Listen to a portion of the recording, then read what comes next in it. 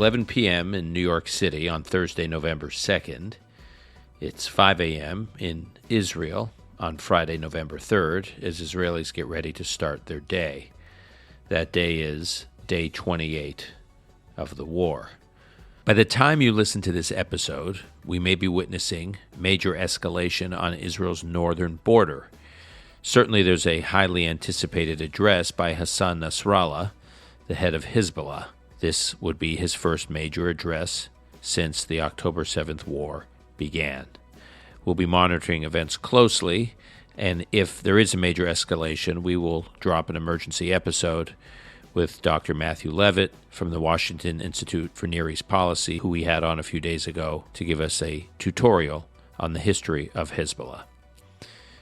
Before we get into an update on other events in Israel, one housekeeping note. In just a few days, next Tuesday, my and Saul Singer's next book, The Genius of Israel, The Surprising Resilience of a Divided Nation in a Turbulent World, will be published.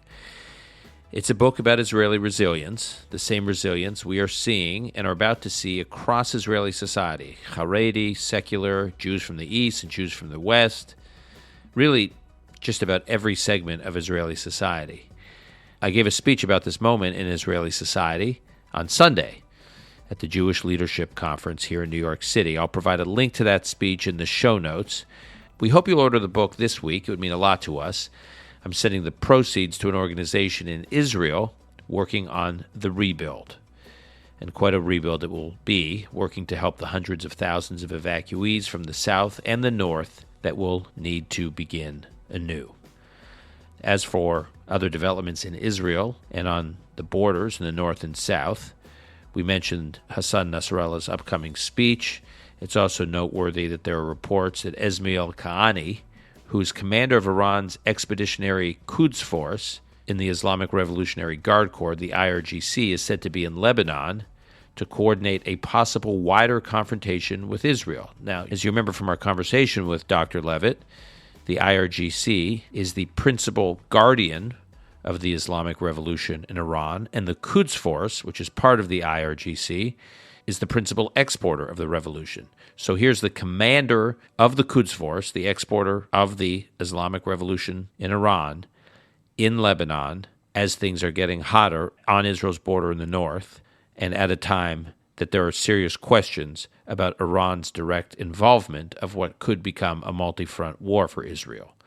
Other updates in Gaza. Under tightened secrecy, the IDF has encircled Gaza City after penetrating Hamas's outer defense capabilities through what appear to be fierce battles. Of course, we can't see exactly what's happening. That's a conversation we're going to get into today as to why we can't see as much of what is actually happening in the battlefield as we typically see these days in other battlefields around the world. But from what we understand, the IDF has successfully killed approximately 130 Hamas terrorists, destroying munitions capabilities and uncovering a number of tunnels. Tragically, these battles have claimed the lives of 19 IDF soldiers and officers. Today, we are going to try to understand the battlefields in the south and the battlefields in the north, what exactly we can discern as to what the IDF is doing and encountering, and what their options are, and what exactly is the U.S.'s role in all of this. To help us understand these issues, we return to a frequent guest to the Call Me Back podcast, Dr. Fred Kagan, who's the director of the Critical Threats Project at the American Enterprise Institute, and he also works closely with the Middle East team at the Institute for the Study of War. Both the Critical Threats Project and the Institute for the Study of War are invaluable resources. I highly recommend you visit both of their websites to see their latest daily reports, weekly reports, and in-depth research papers. Fred is a former professor of military history at the U.S. Military Academy at West Point, and over the years, he has spent meaningful time in the Middle East, informally advising a number of U.S. military commanders. So he certainly knows the region well, and he also understands the thinking of a number of the actors that are caught up in the conflict we have been analyzing on this podcast. Fred Kagan on understanding the battlefield. This is Call Me Back. and I am pleased to welcome back to this podcast my longtime friend, Fred Kagan, military historian, military analyst.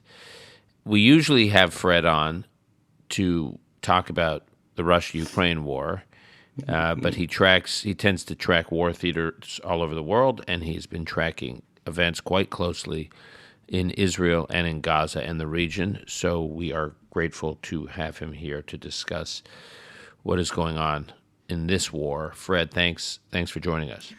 Dan, thanks for having me. I'm very sorry to be here with another war to talk about. I know. I mean, in so many words, you kind of predicted this a while ago, in that not necessarily the conflict playing out this way, when and where, but the idea that once Russia-Ukraine got hot, depending on the world's response, we'd start seeing flare-ups elsewhere, and here we are. Not that they're all directly connected, but there is a sense of the world, of disorder in the world, and sure enough, here we are in the Middle East. Fred, over the last 20 years, we've been used to seeing wars, from the Iraq War, when I was there, to the Russia-Ukraine war. We were used to seeing these wars play out on television, cable news, in the case when I was in Qatar and then Iraq, we would see it play out on the pan-Arab news networks. And then now, obviously, they play out on social media, almost in real time, everywhere. But what seems different about this war is we're actually seeing very little. I mean, we're seeing a lot of commentary on television and on social media, and we're seeing a lot of vitriol spewed and a lot of emotions, but we don't really understand what's going on in Gaza right now. We know bits and pieces, but we don't really know what's going on the way we understand what's going on in these other places. So why is that? So Dan, the Israelis have a much greater degree of control over the information space in Gaza and, of course, in Israel, than most other countries do over the places in which they're fighting.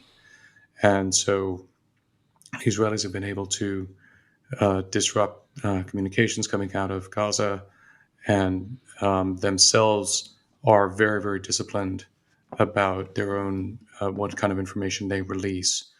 And they've been very clear that they are trying to avoid letting Hamas develop a clear picture of what it is exactly that they're trying to do.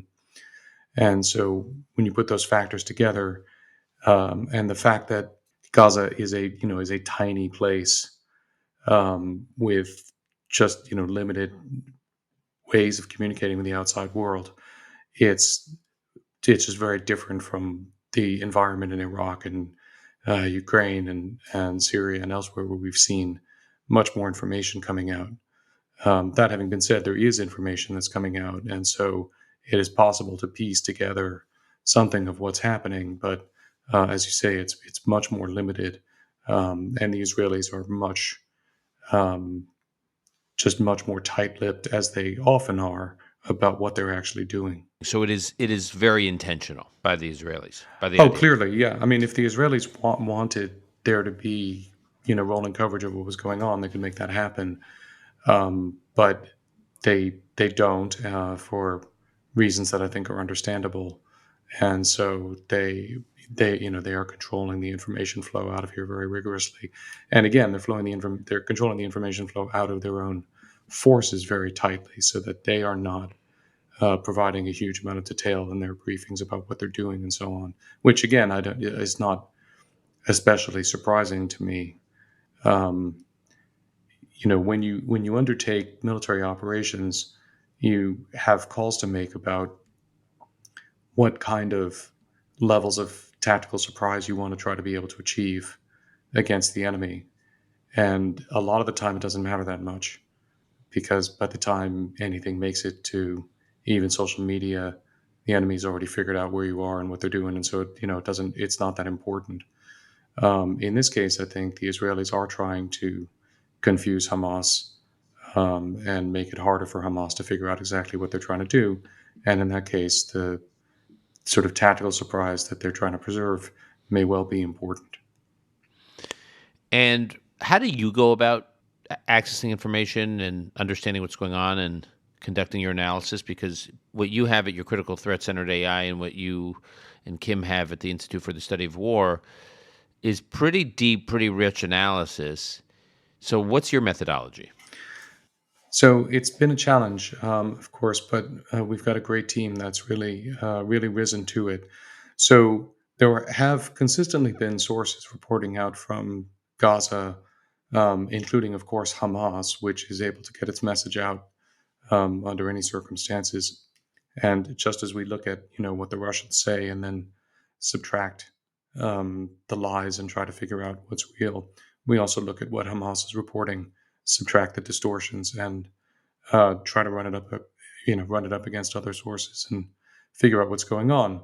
The Israelis do provide limited tidbits of information. They also provide periodically videos and imagery of their forces moving around, and there is a robust community now that is out there that spends its time geolocating videos that people post. And so we benefit from the work of that community to help locate, this Israeli armored column actually was over here, this one was over there. And then we run that against what the Hamas claims are and what the Israelis say. And then finally, we also, in the modern world, you can get pretty close to near real time satellite imagery. And one of the advantages of war in the desert is that it's pretty easy to see tank tracks. So one of the things that's going on, as at least in this initial phase of Israeli penetration into the Strip, you can see where the tank tracks go and you can see where they stop. And that gives us a sense, since Hamas doesn't have tanks, that you can be pretty sure that if you see in tank tracks, they're Israelis, and that gives us a sense of how far they've gotten and what's going on. That'll probably cease to be useful pretty soon, I think, because the Israelis have, we can talk about this more, but are completing this sort of close encirclement of Gaza City. And at that point, I think we're just going to end up seeing more tracks over tracks. But for now, as we've been watching the initial advance, it's been helpful to be able to see where the tank tracks end. The last time the IDF fought inside Gaza in any way comparable to this was a decade ago, almost a decade ago in 2014, Operation Protective Edge. Also during the previous premiership of Prime Minister Netanyahu, although composition of the government was much different. What did the IDF learn from that experience, and what tactics do you think it's developed as a result as it approaches this? Is it a completely different world now in Gaza 10 years later, and that the lessons from 2014 are just not relevant, or were there a lot of learnings that can be applied? Well, I mean, Dan, I think the key thing that is different here is the mission that Prime Minister Netanyahu has given the IDF, which is to destroy Hamas. And that's not the mission that the IDF has previously really pursued against Hamas. And this is a very important issue to discuss. There are militarily, when you talk about end states and missions, there are really three missions that you might give a commander vis-a-vis an enemy in descending order of difficulty and finality. It's destroy, defeat, and disrupt. Destroy means render the enemy incapable of fighting until it has been fully reconstituted. That is to say, basically, so thoroughly wreck the enemy, so thoroughly kill and capture his fighters, deprive him of the tools of war and so forth, that the only way he can start fighting again is by rebuilding his force from scratch. That's the destroy mission. Defeat means deprive the enemy of the will or ability to continue to fight. We'll set aside will here because nobody's going to, break Hamas's will to continue to fight here. But depriving the enemy of the ability to fight is a temporary condition. Now, it can be a long-term temporary condition, it can be years worth, but it implies, as contrasted with defeat, that you're not completely destroying their ability to fight. You're depriving them of the ability to fight right now. And so you would leave in place some element of their force that they would be able to rebuild on without having to reconstruct the whole thing. That would be a normal defeat mission. And then disrupt, of course, is less than that. It's just to basically interfere with the abilities to conduct enemy's ability to conduct combat operations without depriving them of the ability to do so. So in the past, the Israelis have generally, I think, pursued some combinations of disrupt and defeat in their operations toward Hamas. And and I know, Israelis often talk about mowing the grass and other things that really are characterizing disrupt, even if it's long-term disrupt missions. Those it's a much lower bar to meet to disrupt an adversary's operations for a time. So, but Prime Minister Netanyahu has said that he's not willing to accept that low bar anymore, and now he's going for the destroy option. That's the thing that sets this apart, really, because I don't think that, at least in cast lead or protective edge, I don't think that the Israelis have really set themselves the mission of destroying Hamas. So I think that's actually the biggest distinction more than any other. Okay, so that's what the IDF may have taken away from 2014. What do you think, from Hamas's perspective, they learned from 2014? I'm not sure how much of this is about learning from 2014 and how much of this is just trying to take advantage of a number of big changes that have occurred in the world. It's very hard to look at the initial Hamas attack and think that the intent was anything other than to draw Israel into exactly this kind of operation.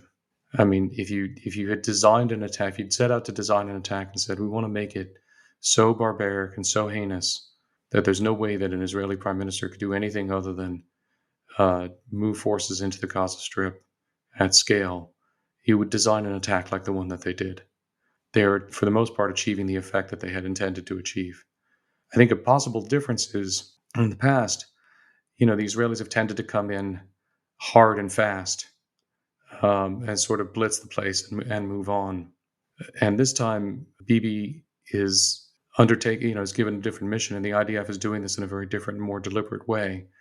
I wouldn't be surprised if Hamas was a bit surprised at the way that the Israelis have actually responded to this. I think they likely expected to draw the Israelis into a fight here. I don't think that they expected the Israelis to come in this extremely deliberate fashion, making it clear that they were in it, in for a long war, and that they were seriously going to come in and dismantle the whole thing. I doubt that that's what Hamas thought that they would do. I think Hamas obviously surprised Israel with the initial attack. That was, I'm sure, based on lessons learned from previous things. But I think the IDF is probably surprising them a bit now with the approach that it's taking. Fred, can you describe what the IDF approach is? So the IDF appears to be moving to take up positions for what would basically be a close encirclement of Gaza City. They've driven across in the relatively open area south of the city and north of the Habasor Stream to the coast to cut Gaza City off from the south and take control over movement north-south into and out of the city. And they've also been pushing in along the coast and then also from the northeast, again, through the relatively more open agricultural lands in those areas toward the city. And it looks like what they intend to do is to take up positions outside the city and then begin working their way into the urban area. It's a very deliberate operation. They've been very cautious. They've said that they are have preceded all of these advances with what we in the U.S. military would call route clearance packages. Basically, a couple of Merkava tanks and an armored bulldozer moving down the road to clear it of IEDs and mines and things before they advance. And then sending armor and infantry down the roads to take up these positions. Again, Gaza is very tiny. You can blitz through it in principle in a short period of time, but they're not doing that. They're being very, very deliberate, and they're bringing a lot of force from multiple directions. So it looks like they're preparing to sort of peel it like an onion and start, I assume, gradually working their way through the more urban area from bases right outside, right outside the city, and ripping through the Hamas strongholds, and also presumably getting after and taking out the tunnel complexes. There was almost 3 weeks between October 7th and the formal launch of the ground incursion. And during that time, there were a lot of questions, both inside Israel and outside Israel, more so, I guess, outside Israel than inside Israel, about why it was, quote unquote, taking Israel so long to launch the ground incursion, and that they were giving up the advantage to Hamas with giving them all that time to prepare, anticipate, plan for the Israeli incursion, land incursion. That was one concern. On the other side of that analysis, there were some who argued that, well, first of all, Israel's got is surging in reserves. 360,000 reserves, hasn't had to do something like that in a very long time. It takes time to get all those people called up, trained, supplied, resourced, especially because the turnout for reserves was so much higher than the IDF expected. B, there was they were getting a lot accomplished from the air, and so there was a lot of work, the clearance, as you kind of put it, the clearance packages from the air that would help prep the battlefield for the land incursion. And I can go on, but there were many reasons argued on the other side why actually the time was important, and they weren't giving up as much advantage as some who were looking for an urgent response would argue. Where do you come down on that?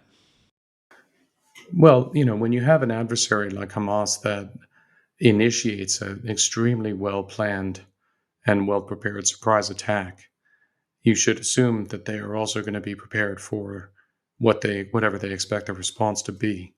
So I'm not sure what specific preparations Hamas would have been making in that period that they hadn't already made. They initiated this with an action that would have been an act of war between two states. You expect that you're going to be in war after that. So the Israelis were right to take the time to mobilize properly and get set, think this through. I'm sure part of that time was devoted to figuring out exactly what it was that they were going to do. This isn't something where you look at this and you say, oh, okay, Hamas has just done this incredibly horrible, heinous thing. We can't accept this anymore. We're going to destroy Hamas. And then you say, IDF, go get it. That doesn't work. The military has to take time to understand the situation, which they clearly didn't because they were surprised by it, and see what's going on, and then come up with a sensible plan. All the while, you're mobilizing reservists. People are flying back. That takes time. You don't know how the war is going to go. We've have the risk of escalation all along. I mean, there's a lot of reason not to rush this, and I actually think that it's good that they took the time to think about what they were going to do and get ready for it, and do this in a deliberate fashion. I expect that Hamas actually was probably expecting more of a spasmodic response, in truth, because that's been a little bit more the pattern that they've gotten used to. So I don't think that that's a valid criticism on the whole. There are two Gazas. One is above ground, and the other is below ground. I want you to start with describing subterranean Gaza. What does it consist of? How vast? How deep? How long is it? Like, what's in there? As everybody knows, there are a number of extremely extensive, hundreds of kilometers of tunnel networks with, I'm sure, storage facilities, headquarters, communications, tunnel systems that interconnect and allow for movement, and ambushes and surprise underneath the city. The Hamas headquarters are reportedly buried under various locations, including hospitals, and these are significant communications routes, and I'm sure supply bases and headquarters and communications as well. And there are multiple of these tunnel networks, primarily in the northeast, northwest, and then in and around Gaza City itself, and then some more further south. And they're quite extensive, and I'm sure will be quite challenging to deal with, in principle, depending on exactly how the Israelis go about doing it. The weapon that is, or the munition that is talked about most in the current context, the GBU 57AB massive ordnance penetrator, or otherwise known as a bunker buster, is a bomb that the U.S. has had in its arsenal since I think, 2004 and can penetrate up to 60 feet, which is clearly, based on what you're describing, and others like Avi Sakharov have described in this podcast, it's clearly not deep enough to take out the metro, the almost subway system-like network underground. What's the latest bunker buster technology out there? Could it be effective against what you just described? Well, the latest bunker buster technology is always classified, Dan. Look, I mean, the focus on the bunker busters has been on, penetrating the Fordow nuclear production facility in Iran. So you can measure the depth of that and see how you feel about it. But bunker busters are only one way of getting after a tunnel problem. It's important to keep in mind that you focus on using bunker buster airdrop bombs when you don't have troops on the ground, because you're certainly not going to use them in proximity of your own troops, obviously. And if you do have troops on the ground, then you start to have other solutions to the problem of dealing with tunnels, especially if you have some idea where the tunnels are. There is a tendency to get fixated with weapon systems, and it's not advisable. There's usually multiple ways of solving problems, and weapon systems are rarely as magical as people make them out to be. So That's really interesting because you're a military historian, so you actually study these things. I've never heard you say that before. look, it all comes down to what is your objective, what are the effects you're trying to achieve, what is the enemy trying to do, and then relative capabilities. And you design a plan that sort of sub-optimizes for a whole lot of things in order to get you to your objective. That plan is going to call for achieving specific effects. So the effect is, in this case, either neutralize or destroy Hamas' ability to use tunnels. All right. Well, one way to do that is with a huge big bomb that just cracks open all the tunnels. Okay. Another way to do that is if you know where the tunnels are, you can seal them off. You can get in there. You can interact with them. That's obviously much uglier. If you're going to have your own troops going and fighting in tunnels, it's not attractive, right?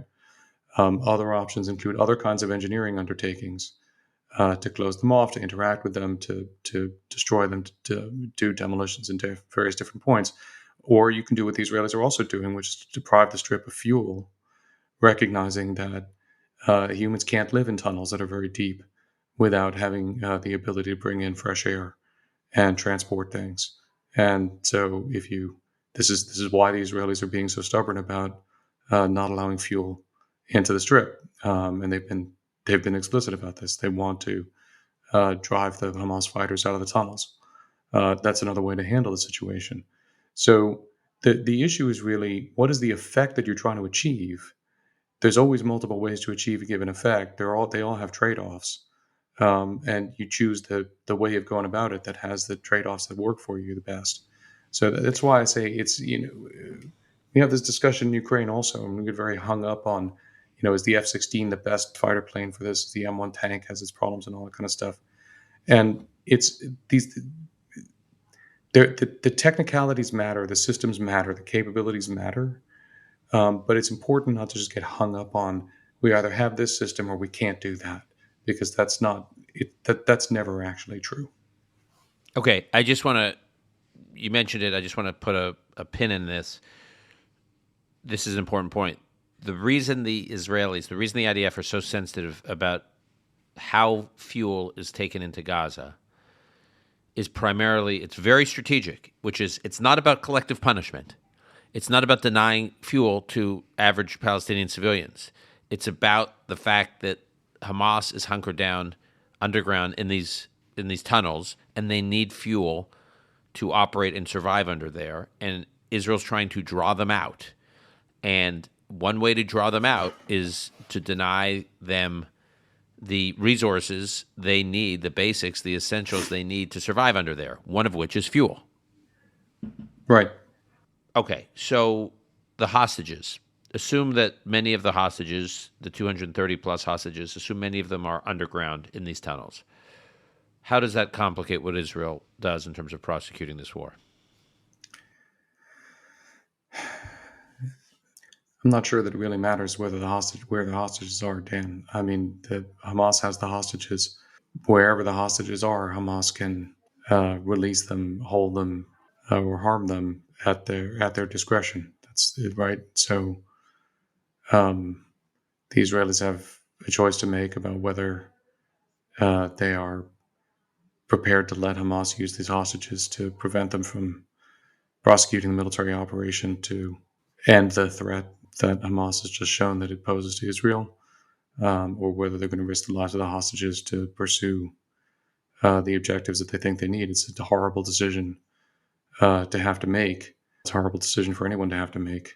And I don't envy Prime Minister Netanyahu for having to make the decision, but I don't see that it really matters whether they're in the tunnels or not. Wherever they are, Hamas has the same options with regard to them. If ground forces need to attack the tunnels, can you describe what fighting looks like and what tactics Hamas is likely developed? I mean, you've dealt with this. I mean, you've studied this closely in Fallujah in 2004, in Mosul over a decade after that. The kind of guerrilla warfare Israel will be facing when it's on the ground in Gaza. The observation that I'll offer is there are ways, there are pretty fundamental ways in which Hamas does not look like Al Qaeda in Iraq and the Sunni insurgency that we fought in Fallujah. The Sunni insurgency in Iraq and Al Qaeda, led by Al Qaeda in Iraq and the Ba'athist groups, was overwhelmingly a ground maneuver focused insurgency. That is to say, it was oriented almost entirely on fighting us on the streets, fighting us in houses, fighting us in buildings, using IEDs and VBIDs, sort of car bombs, as offensive weapons against us.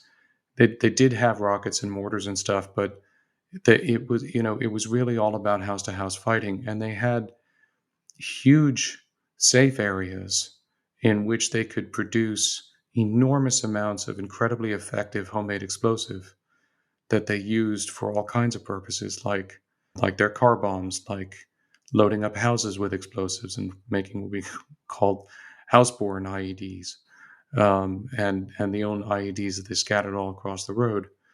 And they were really optimized for that kind of combat. Hamas is not optimized for that kind of combat, as far as I can see, in quite the same way. Hamas has oriented heavily on its rocket and missile and drone arsenal to be conducting the kinds of attacks against Israel that it normally does, that it still is conducting every day with rockets and missiles and drones, and seems to operate in a much more sort of a light infantry kind of mode. And it's hard to tell. The opacity of the battlefield is making it hard for us to see exactly what these fights look like. But although Hamas is predictably reporting that it's killing all kinds of tanks, we're not seeing evidence that that's going on. That's already not the kind of fight that we were dealing with in Fallujah. So I think a lot of people are tossing Fallujah around, and it might be. It's possible that as the Israelis actually get into trying to clear the more built-up areas, and Hamas puts forward its best fighters and really gets serious about making this horrific in populated areas, that it will look like Fallujah. It's possible, but I think it's important not to map onto Hamas the kinds of capabilities and optimizations that a very different insurgency in a different context was undertaking. So I don't want to downplay this. I mean, I think, in all likelihood, this will be an extremely painful, bloody, and destructive operation, and Hamas will, I'm sure, do everything in its power to make it like that. But I also think that I'm suspending judgment a bit more than some other people who are talking about how this is going to be Fallujah. I'm going to suspend judgment until I see exactly what Hamas capabilities look like as the Israelis start working their way through the built-up areas here. Okay, you don't want to compare it to Fallujah, which I respect. The Biden administration made a point early on, President Biden himself, of comparing what Israel is dealing with to ISIS. And Israel's obviously made the comparison too. What about this is comparable to ISIS, and what is not, in terms of the U.S. and the West dealing with ISIS? What's comparable is that Hamas is a terrorist organization and ISIS is a terrorist organization. And Hamas uses terrorist tactics, including extreme brutality, pursuing a totalistic ideology that is similar in some respects to ISIS's. But in terms of the way that Hamas is optimized to fight, it's a bit different. I mean, you want to remember ISIS went into Iraq in 2014 with mechanized columns. The ISIS military force was, again, it was optimized for serious ground combat and even for offensive maneuver. That's not the way that Hamas is really optimized and structured. So I think there are lots of comparisons to make about the degree of evil of these two groups and the kinds of ideologies they're pursuing, the ways they use media and so forth. But I think we need to be careful not to sort of take that and then say, well, they're going to fight the same way. They're going to present the same kinds of problems. Dan, I think it's also, I mean, one of the things that I do think it's important to point out is, it's not like our strategy against ISIS has been an overwhelming, resounding success. We've seen periodically indications that various people are trying to tell the Israelis, you really shouldn't do this full-scale ground incursion. You really should focus on targeted strikes. And, what you sort of hear lingering in the background is, like we did against the terrorist groups that we've defeated. We haven't really defeated them. The Salafi Jihadi movement globally is alive and well, even apart from the victory that we gave it in Afghanistan. ISIS is alive in Syria and extremely dangerous, which is very alarming in the current circumstance. So we need to be very careful about not just looking at these different groups with some similarities and deciding that they have, that they're the same kind of thing. And then we also need to be careful not to be patting ourselves on the back for a success we haven't really earned, and then taking that as the model for what everybody else should do. Sounds like you're not signing up for the Tom Friedman plan for how the IDF should deal with Hamas. Yeah, not so much. Given the totality of what was involved in Hamas's planning and execution for this, the logistics, the resources, the financial resources that were needed, the military resources that were needed, the training, the communications capabilities. I mean, we could go on and on and on and on, the intelligence gathering. There's this perception that these were just a bunch of ragtag terrorists on pickup trucks and motorcycles, and that's how it certainly looked. But everyone I speak to in security circles in Israel says this was so elaborate in terms of what was involved here. And can you just give a sense for what that actually means when they say that, and in terms of the various actors that must have been involved in making it happen beyond just those in Gaza? Look, I mean, at the end of the day, all military forces of a certain variety look the same, right? I mean, if you're dealing with a mechanized force, it's a bunch of guys in tanks and armored personnel carriers rolling across the desert, however sophisticated they are. If you're dealing with a terrorist army like this, it always looks like a bunch of guys on motorcycles looking ragtag and stuff because they don't have fancy uniforms. That doesn't tell you anything about how sophisticated they actually are. That's just what those kinds of forces look like. So I think we need to not get caught up in the superficial appearances. This was a very sophisticated attack. They clearly studied the Israeli monitoring systems, the Israeli defenses, the fences. They had been clearly watching IDF patterns. They'd clearly staked out and reconnoitered the routes they were going to take. Put a lot of sophisticated planning into this. I think it's very, very dangerous, Dan, to underestimate groups like this just because they look like ragtag, insurgents. We made this mistake for years in Iraq. Those guys look the same, but we discovered how sophisticated their planning was when we captured their map at a certain point in 2006. We captured their actual battle map for what they were doing around Baghdad, and they were conducting operational maneuver. It was very skillfully planned, very sophisticated. But if you look at them, then you would say, "Is this guy's bunch of guys running around in dish dashes, tennis shoes, and how can you take these guys seriously?" That's incredible. That's incredibly dangerous. This is a very sophisticated group. They've been thinking about this for a long time. They've been preparing for it for a long time, and they've been preparing for it with the knowledge and support of other members of the Axis of Resistance, including Iran. We've seen, now I'm not saying that the Iranians ordered this, and I'm not saying that the Iranians knew that this was going to happen on this day. I don't think we can talk about the Iranians, by the way. I think in this case, there are probably people who knew and probably people who didn't. But our teams have been tracking coordination meetings and continual interactions between Hamas leaders and Iranians and other members of the Axis of Resistance, Iran's proxy networks, going back intensively over the course of this year. Considering how dependent Hamas is on Iran and other members of the Axis, it's not plausible that they were preparing all of this in secret in a way that was going to compromise, potentially compromise or draw the Iranians into an escalation, and nobody told anybody. It's just not plausible. And in fact, I think the Israelis have said there were some of the Hamas fighters involved in this had been training in Iran. We know that Hamas does train in Iran. We know that they do that. I don't know whether the specific guys involved in this were there, but this is more than Gaza. This is more than a Gaza war, and this is more than a Hamas war. And that's the other reason for not underestimating these guys. These guys have very sophisticated drones.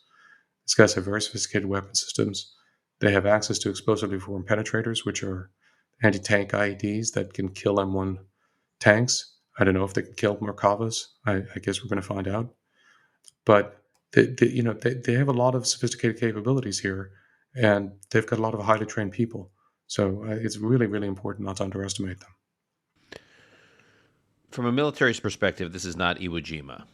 Israel can't plant a flag and say we won. So what does winning this war look like from a military perspective, especially given this metro tunnel system underground?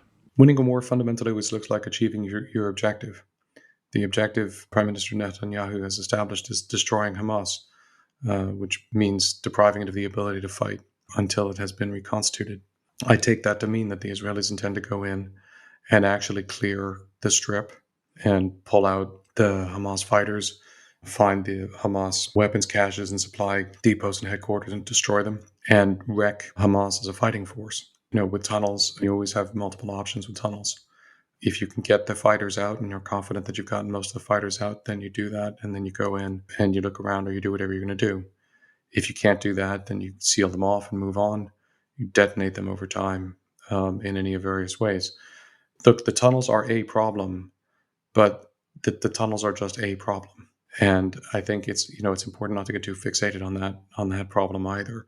Moving through the warren of houses that is Gaza City and its outlying areas is a massive problem even without tunnels, as we discovered in Iraq, where the problem was not tunnel systems. The problem was just what a warren some of these places were. So that's going to be challenging anyway.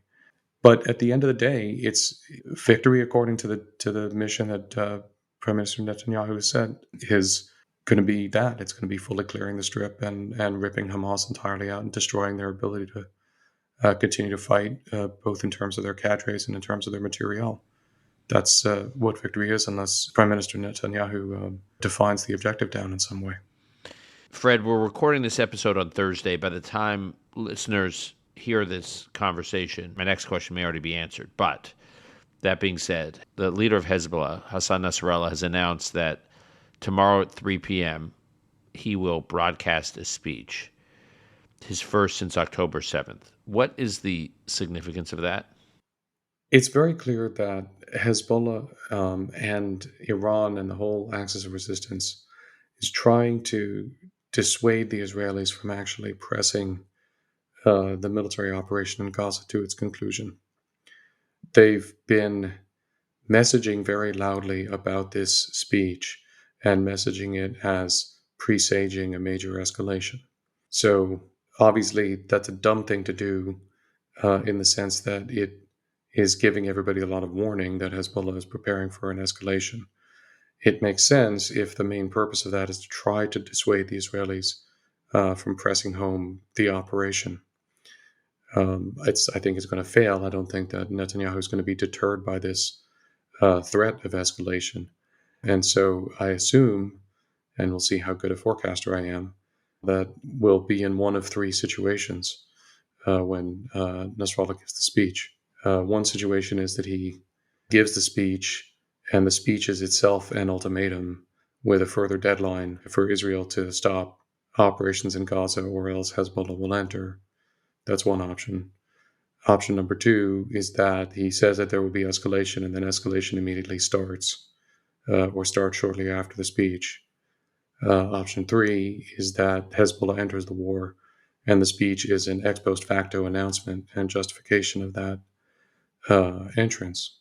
Option four is that the Israelis, having identified real on-the-ground indications that Hezbollah is preparing to attack, preempt the attack with some significant, much more significant, presumably primarily air operations against Hezbollah targets. I think what's very important to keep in mind here is that the Hezbollah messaging, the other messaging from other members of the Axis of Resistance, and the Iranian messaging is all pointing toward Hezbollah's intention to enter the war. There may be circumstances in which Hezbollah and the Axis would prefer that to start with an Israeli strike so that they can portray Israel as having been the one to escalate the conflict, which will not be the case if, in fact, Hezbollah is preparing to attack. Israel would be within its rights and within sound practice to preempt an imminent attack like that, although I think it will not play that way if that happens. But of course, it's also possible that Hezbollah would really, prefer to get its first strike off and not get preempted. Those are the options that I see. It's hard for me to see and again, this will be a live test of my forecasting ability. It's hard for me to see that Nasrallah can do anything other than either announce an escalation or issue an ultimatum, given all of the hoorah that he and the Iranians and the other members of the Axis have made. But you never know. He could whiff in some way. The only thing I want to flag, by the way, is that without making speeches, we also have Iranian proxies in Iraq making various threats to escalate against the U.S. In Iraq and the region. So this is not just about threats from Hezbollah to escalate against Israel. It's also threats directly against U.S. forces. So I want to stay on that and maybe end on that. You are a close follower and analyst of U.S. military operations, as I said at the beginning, all over the world. What exactly is the U.S. doing here? My understanding is they have a couple of aircraft carriers. They got squadrons of aircraft. They've got Air Force aircraft. They've got 2,000 Marines. They are providing Israel with munitions and other capabilities. Tell me what I'm missing, and tell me what the significance of what you're seeing in terms of the U.S. presence and deployment in the midst of all this. Well, I think the U.S. has been. I think the administration has been pretty clear about what it's trying to do. On the one hand, it's providing Israel with material, diplomatic support to conduct this operation, and at the same time, it's trying to deter an escalation of the conflict. So it's trying to deter an expansion of the conflict and deter Hezbollah from entering the war. And we also are trying to deter attacks against our own forces in Iraq and Syria at the same time as we seem to be preparing for the eventuality that there might be an escalation either against us or an expansion of the war to include Hezbollah. I think we've had some comments suggesting that the U.S. might involve itself directly in fighting if Hezbollah entered the war. I think we're certainly postured to do that with the forces that we have in theater, just in terms of bringing pain on Hezbollah if it did that. I think we would be very focused on protecting our own forces, obviously, as they likely came under attack. I'm sure that a lot of planning has gone into that. I'm not going to speculate about how we would do that, but that's what we seem to be doing. I do think that the movement of the carrier strike groups to the region gave the Iranians and Hezbollah a pause. I don't think that they expected that. I think that they drew a stronger response from President Biden than they had expected to. On the other hand, our responses so far have clearly not deterred them from continuing to attack, conduct limited attacks against our bases. So that deterrence is not succeeding in getting them to stop. Look, there's an escalation ladder here that the Iranians have been constructing for many years, and we have a variety of attempts at mutual deterrence going on that I think in general terms are not going to succeed. So I think the likelihood is that Iran and its allies will expand this conflict to include Hezbollah and attacks on U.S. forces, and Israel and the U.S. will find themselves required to respond to that expansion of the conflict. That is my forecast now. I earnestly hope that this one's wrong. Okay, Fred, we will leave it there. I, as always, am grateful for your time and your insights, and I know our listeners are too. So we will not overstay our welcome, and hopefully you will agree to come back on in the near future, because I think This war is going to have a lot of twists and turns in the region, and staying close to you will be important. So, thank you. Thank you, Dan. I fear that you were right.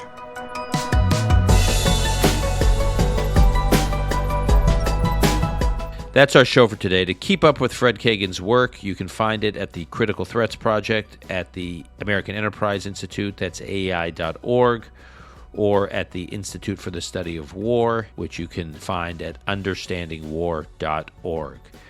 Also, please pre-order The Genius of Israel, The Surprising Resilience of a Divided Nation in a Turbulent World. You can pre-order that at any one of your favorite online bookstores. And please look out for a possible emergency episode that we may drop on developments on the Northern Front. Otherwise, we'll just continue with our normal schedule of releasing a new episode within the next couple days. Call Me Back is produced by Alon Benatar. Until next time, I'm your host, Dan Senor.